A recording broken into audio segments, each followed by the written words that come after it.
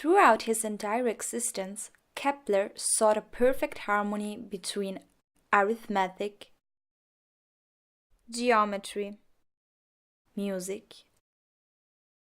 and astronomy. From a modern point of view, this sounds odd, if not completely meaningless.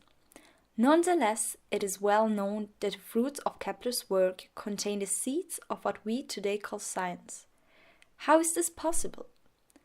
From the fertile soil composed of scattered fragments of the great works of classical antiquity sprang the oldest program of higher education in Western history, the liberal arts education, from the Latin liberalis, meaning worthy of a free person. In fact, it included all subjects and skills that were considered essential for a free person. The program was divided into two levels.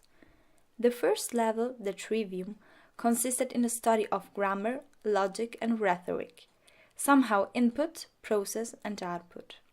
After this stage, a free person was able to debate his own reasons in public and, if particularly gifted, to continue on the path of knowledge.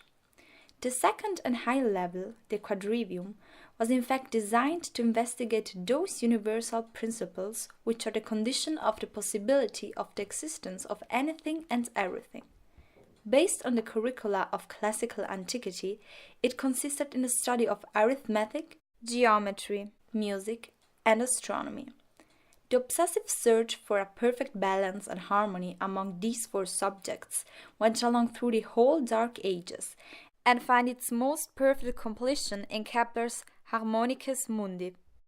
This most beautiful fruit of the ancient and medieval thought appears complicated and full of superstition to the modern eye.